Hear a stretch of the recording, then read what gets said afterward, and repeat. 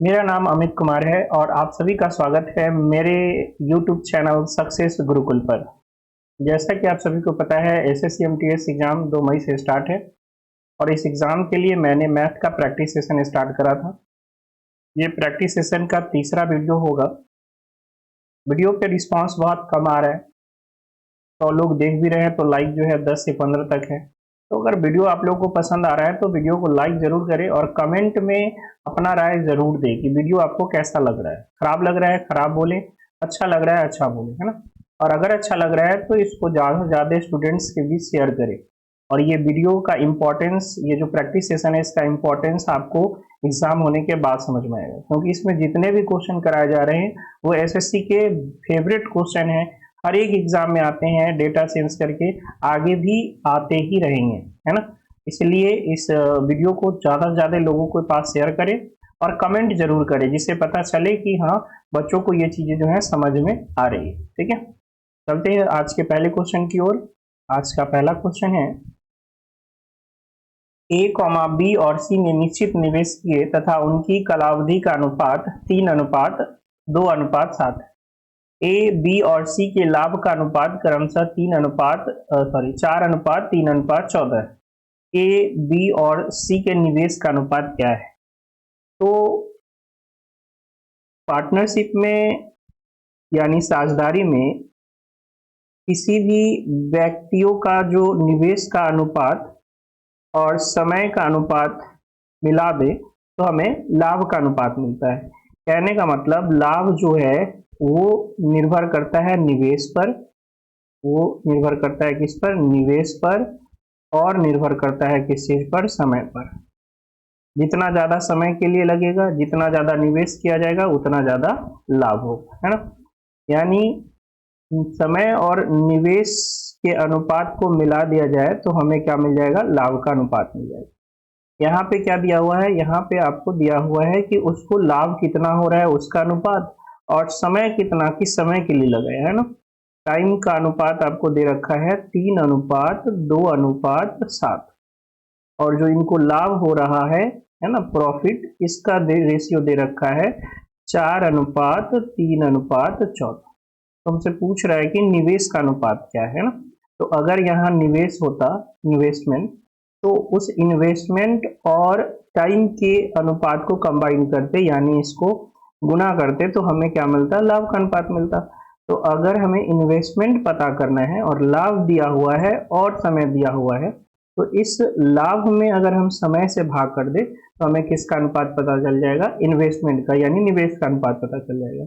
तो जो निवेश का अनुपात होगा वो क्या हो जाएगा? 4/3 अनुपात 3/2 अनुपात 14/7। तो 7 से कट जाएगा ये 2 बार में, ठीक है। और फ्रैक्शन हटाने के लिए 3 और 2 का एलसीएम 6 से सब में गुना कर देते हैं। तो यहाँ क्या हो जाएगा? 4×2=8, यहाँ हो जाएगा 3×9, और यहाँ हो जाएगा 6×2=12। यानी जो उनके निवेश का अनुपात था एबीसी का, वो कितना था? 8:9:12। दूसरा क्वेश्चन है, लकड़ी के 21 सेंटीमीटर की भुजा वाले घन से काटे जा सकने वाले सबसे बड़े गोले का आयतन। देखिए, जब भी हम लोग किसी घन से गोला काटते हैं, किसी भी घन से अगर हम लोग गोला काटेंगे, ये एक घन है और इसे जब हम लोग गोला काटेंगे तो ये गोला जो है इस घन के सभी सरफेस को टच करते हुए जाएगा। यानी इस गोले का जो रेडियस, इस गोले का जो व्यास होगा वो इस घन के भुजा के बराबर हो जाएगा। यानी किसी भी घन से बड़ा जो गोला कट सकता है, उस गोले का जो व्यास होगा यानी 2 गुना त्रिज्या होगा, वो घन के भुजा के बराबर होगा, यानी 21 के बराबर होगा। तो यहाँ से हमें पता चल जाएगा कि गोले की जो त्रिज्या है वो कितनी है? वो 21/2 है। तो गोले का आयतन हम लोग पता कर सकते हैं 4/3 पाई आर क्यूब, यानी 4/3, पाई का वैल्यू लेना है 22/7 इंटू आर की जगह 21/2 का क्यूब, यानी 21/2 गुना 21/2 गुना 21/, ठीक है। तो यहाँ से तो ये 7×3=21 खत्म, 2 दूना 4 खत्म और 2 से कट गया ये 11 बार में, है ना।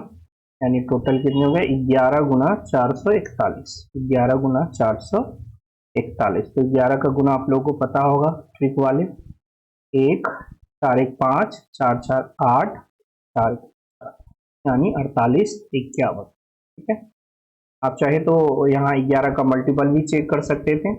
ये 5 और 3 कितने हो गए, 5 और 3 8 और 8 1 9। अगर इनका डिफरेंस 0 या 11 होता तो ये 11 से कट जाते, तो ये नहीं है। फिर यहाँ देखेंगे आप 8 8 16 और 6 5 11, इनका भी नहीं है। 5 और 4 9 और 8 1 9, इनका डिफरेंस 0 आ रहा है, ये हो सकता था। और 8 1 9 और 5 और 2 7, इसका भी नहीं है, तो ऑप्शन सी बचता। तो आप 11 के मल्टीपल भी चेक कर सकते हैं। ठीक है, चलते हैं नेक्स्ट क्वेश्चन की ओर। दो संख्याओं का गुणनफल 1500 है और उनका जो एचसीएफ है यानी मशप वो 10 है, तो ऐसे संभावित युग्मों की संख्या क्या होगी। ठीक है, तो मशा अगर 10 दे रखा है तो हम संख्याएं जो है मान सकते हैं कि एक संख्या है हमारा 10x है और दूसरी संख्या क्या है 10y है।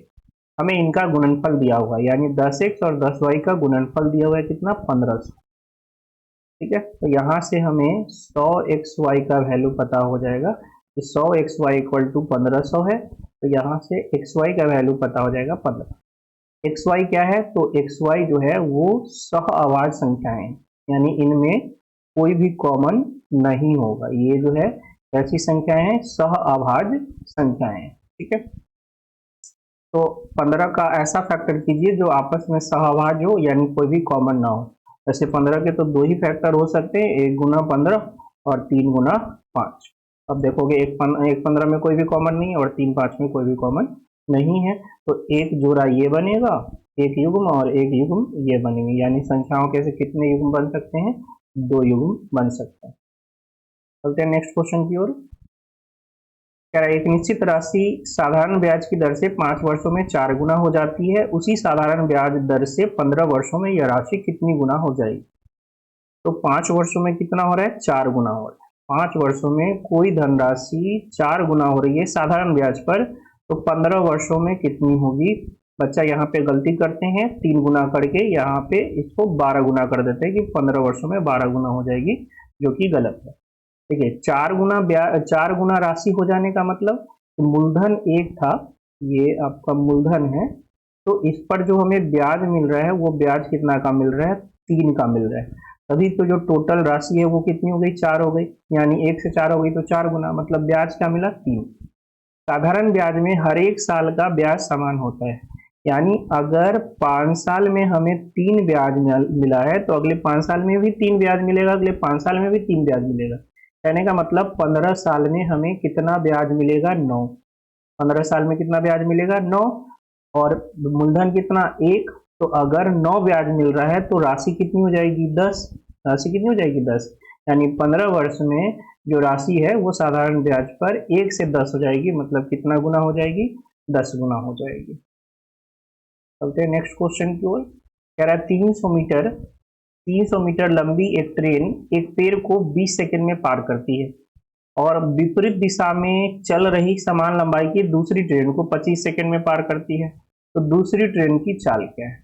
आपको पता होना चाहिए कि जो ट्रेन है अगर वो किसी पेड़, किसी पोस्टर, किसी व्यक्ति को पार करता है तो उसके पार करने के दौरान ट्रेन द्वारा तय की गई जो दूरी होती है वो ट्रेन की लंबाई ही होती है।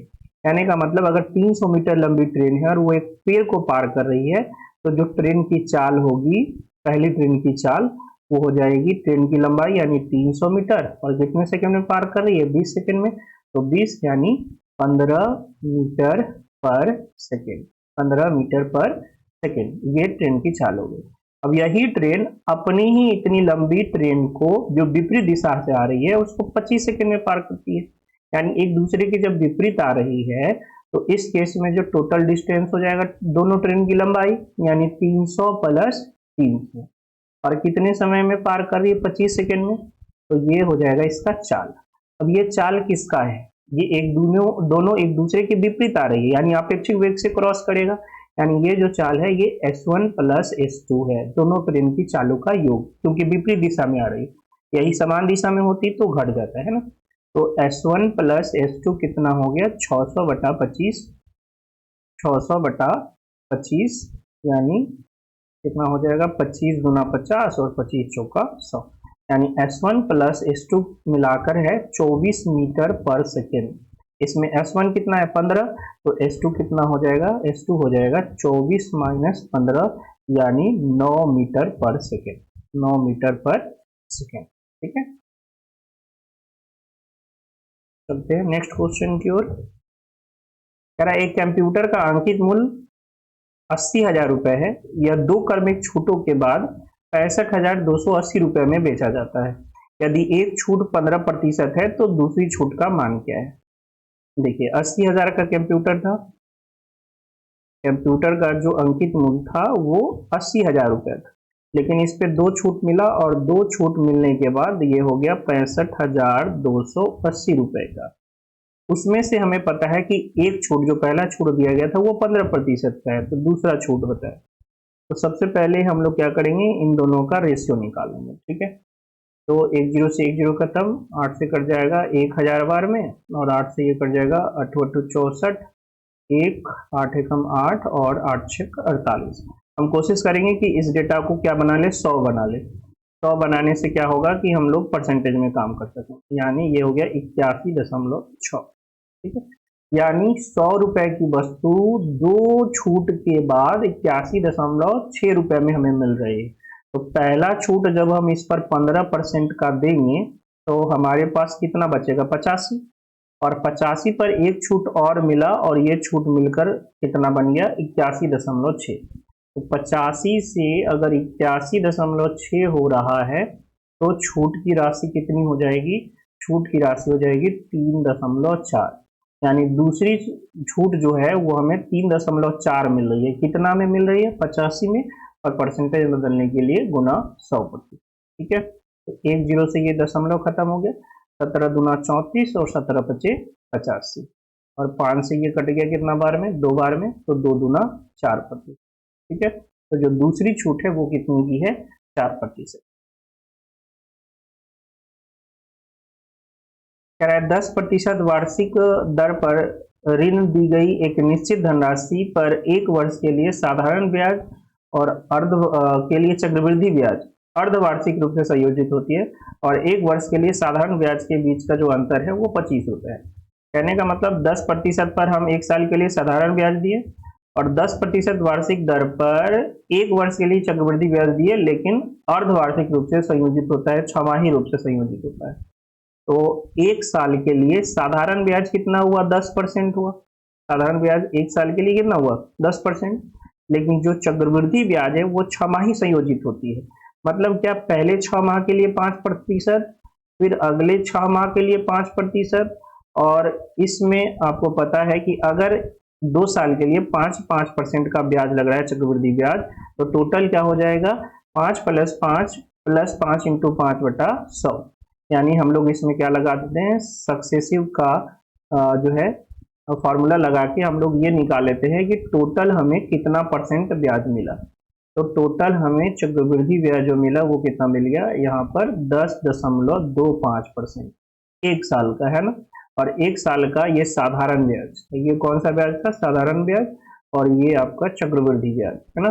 तो 1 साल में 10% साधारण ब्याज है और 1 साल में 10.25 चक्रवृद्धि ब्याज है, तो अंतर कितना का है 0.25% का, और यही अंतर आपको दे रखा है रुपए में कितना, यही अंतर रुपए में है 25 रुपया, यही अंतर रुपए में कितना है 25 रुपया, यानी 25% 100 से गुना कर दे तो 25% का वैल्यू कितना हो जाएगा 2500 रुपया, और 4 से गुना कर दे तो 100% हो जाएगा ये, तो 100% का जो वैल्यू हो जाएगा वो कितना हो जाएगा 25 चौका 100 यानी 10,000 रुपए, यानी जो मूलधन थी वो जो धनराशि थी वो धनराशि कितनी थी 10,000 रुपए थी। एक सम पिरामिड का आधार 80 सेंटीमीटर भुजा वाला एक वर्ग है और पिरामिड का जो आयतन है वो 16,000 सेंटीमीटर क्यूब है। उस पिरामिड की ऊंचाई ज्ञात कीजिए, है ना। तो किसी भी पिरामिड का जो आयतन होता है वो पिरामिड का आयतन होता है 1/3 गुना आधार का क्षेत्रफल, आधार का क्षेत्रफल और गुना में ऊंचाई, गुना में ऊंचाई। ये होता है किसी पिरामिड का आयतन, जो कि दे रखा है कितना, 16,000 सेंटीमीटर क्यूब। इसका आधार कैसा है, इसका आधार वर्गाकार है जिसकी भुजा 80 है, और वर्ग का क्षेत्रफल क्या होता है, भुजा स्क्वायर यानी 80 का स्क्वायर, और ऊंचाई हमें पता नहीं है, यही हमें निकालना है, इक्वल टू 16,000। ठीक है, तो 180 से इसको काट देते हैं, 1/3 गुना, या इसको 6400 लिख लिए, into H equal to 16,000, 2 zero से 2 जीरो कैंसिल। ठीक है, 16 से 4 बार में कैंसिल, और 2 से ये 5 बार में कैंसिल, यानी h बराबर हो गया कितना, 5 गुना 3 और ये बटा में 2, यानी 15/2, यानी 7.5 सेंटीमीटर। यानी पिरामिड की जो ऊंचाई है वो कितनी है, 7.5 सेंटीमीटर। ए अकेले कार्य को 12 दिन में कर सकता है, बी अकेले उसी कार्य को 18 दिनों में कर सकता है, सी अकेले उस कार्य को 24 दिनों में कर सकता है। यदि तीनों एक साथ कार्य करते हैं तो वे उस कार्य का 65% कितने दिनों में पूरा करेंगे, है ना।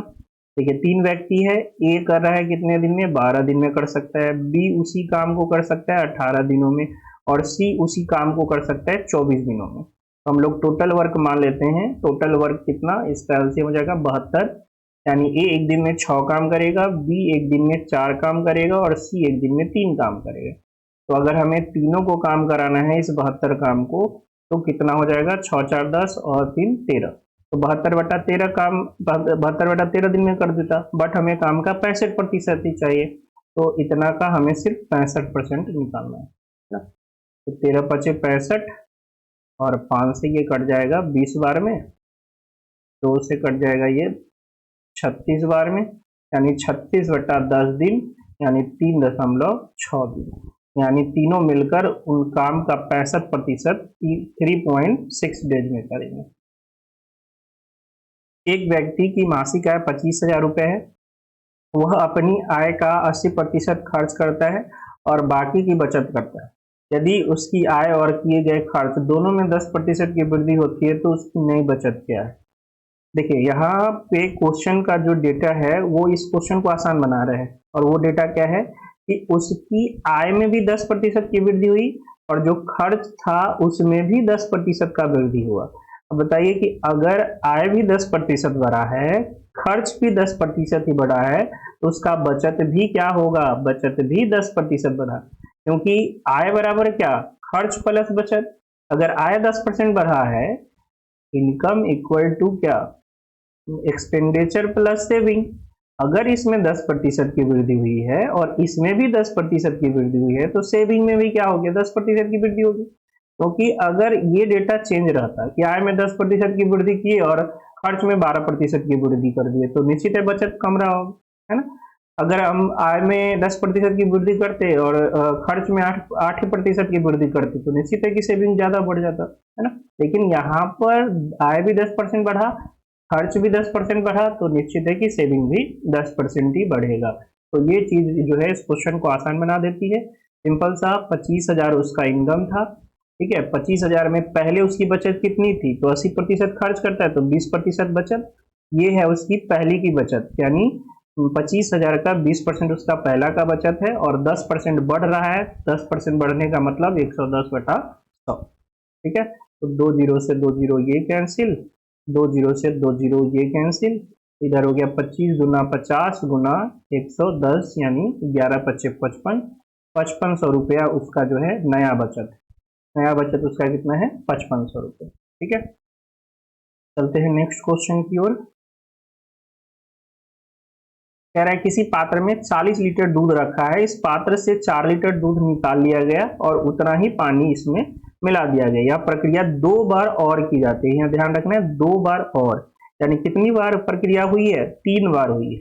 ये 40 लीटर दूध था, ठीक है ना, इसमें से 4 लीटर निकाले, पानी मिलाए, फिर 4 लीटर निकाले, फिर पानी मिलाए, फिर 4 लीटर, तो इस तरह से 3 बार करने के बाद जो बर्तन में दूध बच गया वो कितना बच गया, है ना।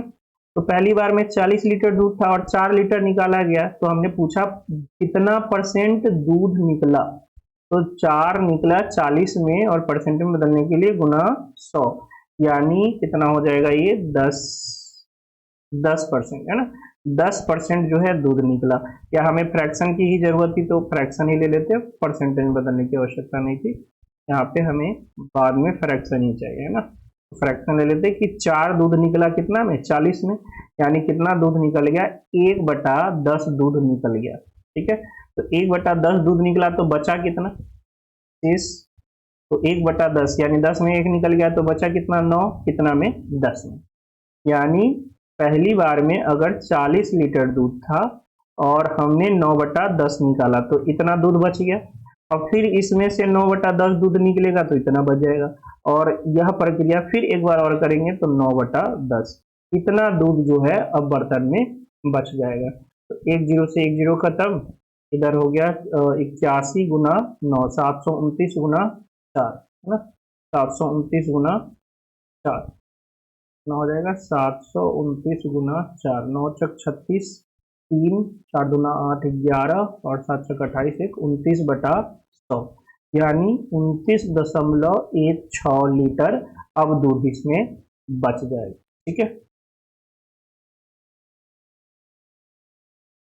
कह रहा है एक आदमी 5,000 रुपए में एक मशीन खरीदता है और 1 वर्ष के बाद वह इसे 6,000 में बेच देता है। 2 वर्ष बाद वह फिर उसी मशीन को 8,000 में खरीदता है और फिर 10,000 में बेच देता है। दोनों लेन देन में उसका समग्र जो है लाभ क्या हो। देखिए, तो ये व्यक्ति पहली बार में 5,000 में खरीदा और फिर दूसरी बार में ये 8,000 में खरीदा। तो इस व्यक्ति के लिए टोटल जो सीपी है यानी क्रय मूल्य, इसका टोटल क्रय मूल्य कितना हो गया, 13,000 रुपए। ठीक है, और पहली बार में इसने बेचा कितना में, 6,000 में, और दूसरी बार में कितना में बेचा, 10,000 में। तो इस व्यक्ति के लिए टोटल एसपी यानी सेलिंग प्राइस टोटल कितना हो गया, तो 16,000। तो 13,000 जो है इन्वेस्ट किया टोटल और 16,000 इसको टोटल मिला, यानी फायदा कितना का हो गया, 3,000 का।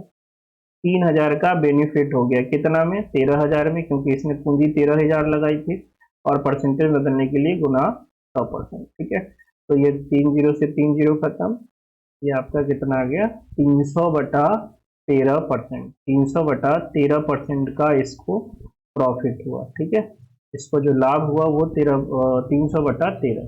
तो 13 दूना 26, 4 13 13 39, 1 नहीं लगा 0, और 13 7 91, यानी 6 9 13 7 91, लगभग ये जो है 23.08% की जो इसको है टोटल लाभ होगा, 23.08%।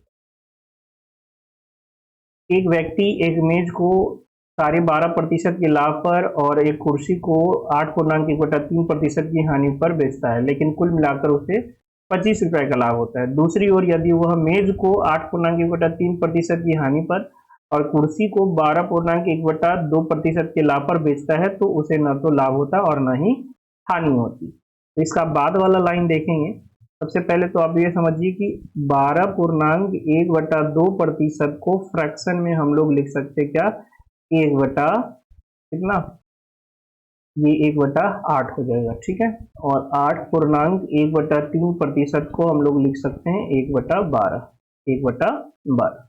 ठीक, तो इसका बाद वाला लाइन देखेंगे कि मेज पर 1/12 की हानि, मेज पर 1/12 की हानि और कुर्सी पर 1/8 के लाभ पर, दोनों न तो इसको लाभ होता है न तो इसको हानि होती।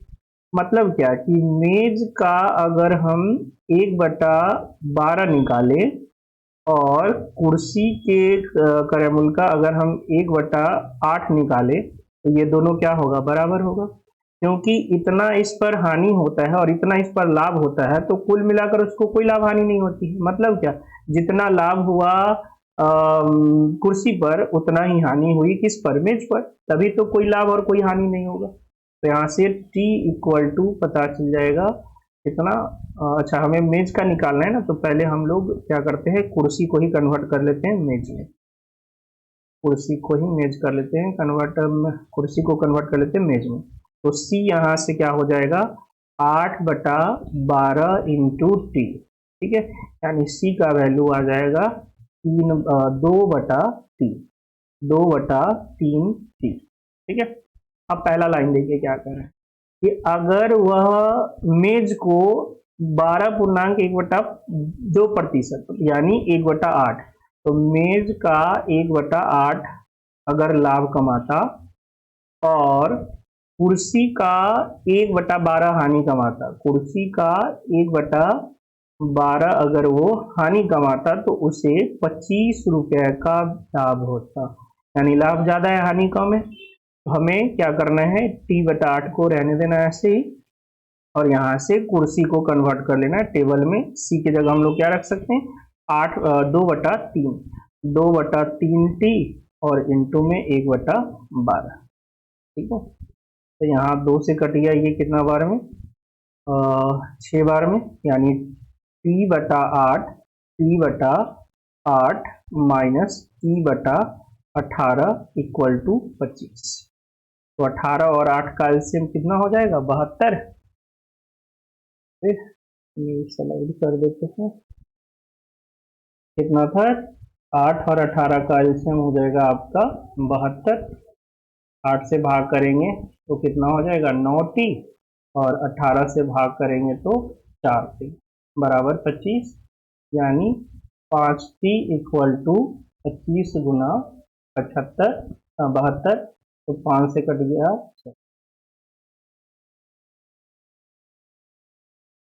5 से कट गया ये 25 5 बार में, तो 72 गुना 5 यानी 360।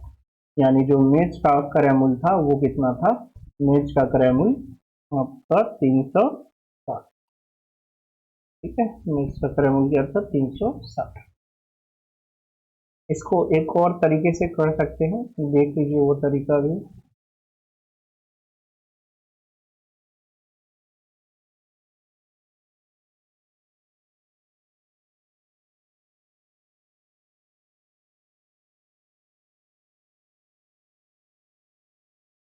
कह रहा था कि टेबल का अगर हम, टेबल का 1/12 है वो चेयर के 1/12 है वो चेयर के 1/8 के बराबर था। ठीक है, तो यहाँ से टेबल और चेयर का रेशियो पता हो जाता, 12/8 यानी कितना हो जाता, 3/2। 3/2। ठीक है, तो यहाँ से टेबल और चेयर के क्रय मूल्य का अनुपात आ जाता 3/2। क्योंकि इसका 1/8 निकालना था, इसका 1/12, यानी 8 और 12 का एलसीएम कितना, 24। तो हम दोनों को 24 बना लेते हैं, इसके लिए 24 से गुना कर लेते हैं, तो ये हो जाएगा आपका 72 और ये हो गया 48। कहने का मतलब कह सकते हैं कि टेबल का जो क्रय मूल्य 72 था, तो कुर्सी का क्रय मूल्य जो था वो कितना था, वो 48। अब कह रहा है कि 72 यानी टेबल का अगर हम 1/8, टेबल का कितना था, टेबल का था 1/8, टेबल का 1/8 प्रॉफिट करे तो 72 का 1/8 प्रॉफिट करे। ठीक है, और कुर्सी यानी 48 का 1/12 हानि करे, 1/12 हानि पर बेचे, तो हमें टोटल लाभ होता है कितना, 25। ठीक है, तो यहाँ हो जाएगा 9 - 12 × 48 यूनिट का वैल्यू 25, यानी 5 यूनिट का वैल्यू 25 रुपए। तो 1 यूनिट का वैल्यू कितना हो गया, 5 रुपए। हमें क्या निकालना था, हमें निकालना था टेबल का क्रय मूल्य जो कि 72 यूनिट है, तो 72 यूनिट का कितना हो जाएगा, 72 करके 360। तो आप इस तरीके से भी क्वेश्चन को सॉल्व कर सकते। चलते हैं नेक्स्ट क्वेश्चन की ओर। कह रहा है कि एक आदमी पहले 4 महीनों में प्रति माह औसतन 2300 रुपए खर्च करता है और अगले 8 महीनों में प्रति माह औसतन 1800 रुपए खर्च करता है और वार्षिक बचत दिया हुआ है, तो उसकी मासिक आय निकालना है। ध्यान रखिए, जो बचत दिया हुआ है पूरे साल का दिया हुआ है, लेकिन पूछ रहा है मासिक आय यानी मंथली इनकम क्या है। तो 4 महीनों के लिए प्रति महीना उसका खर्च कितना था, 2300 रुपए, और अगले 8 महीने के लिए उसका प्रति माह खर्च कितना था, 1800 रुपए। तो पहले तो हम लोग प्रति माह जो है इसका खर्च निकालेंगे, औसतन खर्च कितना है, यानी 12 महीना में उसका औसतन खर्च प्रति माह कितना है। तो हम मान लेते हैं कि हर एक महीना का 1800 होता, लेकिन ये 4 महीना का 2300 है, यानी प्रत्येक महीना में 500 ज्यादा, प्रत्येक महीना में इसे कितना ज्यादा, 500 ज्यादा। तो 4 महीना में कितना हो जाएगा, 500 गुना 4 इतना ज्यादा हो जाएगा, और इतना बांटना कितना में, इतना बांटना है 12 में। तो 4 से कट जाएगा, ये कितना बार में, 3 बार में, यानी 1800 प्लस 500/3, ये इसका प्रति माह औसतन खर्च है। अब इस खर्च में अगर हम बचत जोड़ दे, प्रति माह का बचत जोड़ दे, तो हमें क्या मिल जाएगा, हमें जो प्रति माह का आय है वो पता हो जाएगा, है ना। तो 12,400 बचत करता है साल में, 12,400, तो प्रति महीना का कितना करेगा, 12 से भाग कर देंगे, ये बचत है ना, ये बचत है, मासिक बचत।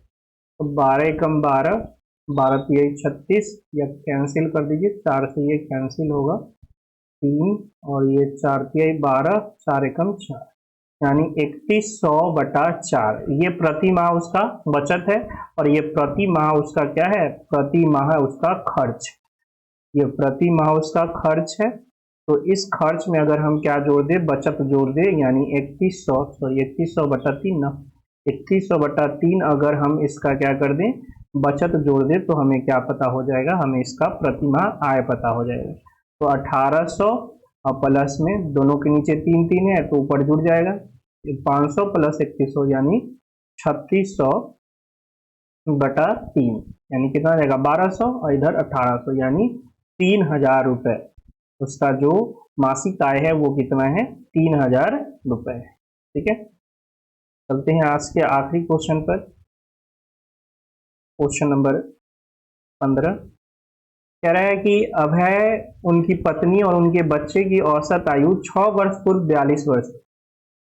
एक व्यक्ति है अभय, उनकी पत्नी और उनके बच्चे, 6 वर्ष पहले 42 था, तो बताइए अभी क्या होगा। एवरेज का एक कॉन्सेप्ट है कि अगर कोई भी संख्या का औसत दिया हुआ हो और हर एक संख्या में हम वृद्धि करें तो औसत भी उतना बढ़ जाता है। तो 6 वर्ष पूर्व 42 वर्ष था, तो 6 वर्ष बाद अभय का भी 6 वर्ष बढ़ा, उनकी पत्नी का भी 6 वर्ष बढ़ा, और उनके बच्चे का भी 6 वर्ष बढ़ा, यानी अभी मिलाकर तीनों का औसत कितना है, तो अभी मिलाकर तीनों का औसत 48 है। 6 वर्ष पहले 42 था तो अभी 48 होगा। बट 8 वर्ष पूर्व उनके पत्नी और बच्चे का जो 8 वर्ष पहले औसत आयु था वो 30 था, तो अभी कितना है, अभी 38 होगा। ठीक है, यहाँ से डेविएशन से भी आप निकाल सकते हो, क्योंकि छोटा डेटा है तो आप गुना भी कर सकते हो। ये 48 औसत 3 गो का है, तो योग कितना हो गया, 48 गुना 3 यानी 144, और ये 38 कितने का है, 2 का है, तो टोटल योग कितना हो जाएगा, 38 गुना 76। तो इसमें अभय जी हैं, उनकी वाइफ और पत्नी, और इसमें उनकी पत्नी और उनके बच्चे। तो अगर इसमें से इसको घटा दे तो हमें क्या मिल जाएगा, अभय की आयु जो कि हो जाएगी 24 इधर और 44 यानी 68 वर्ष, यानी अभय की आयु कितनी है, 68 वर्ष। ठीक है, तो इस वीडियो के लिए इतना ही। अगर वीडियो आपको पसंद आता है सच में, तो देखने के बाद लाइक जरूर करें और ज़्यादा से ज़्यादा लोगों में शेयर करें। और सबसे बड़ी बात, अगर आप वीडियो देख रहे हैं, आपको अच्छा लग रहा है या खराब लग रहा है, आप कमेंट करके ज़रूर बताएं। ठीक है, तो मिलते हैं नेक्स्ट वीडियो में, तब तक के लिए जय हिंद, जय भारत।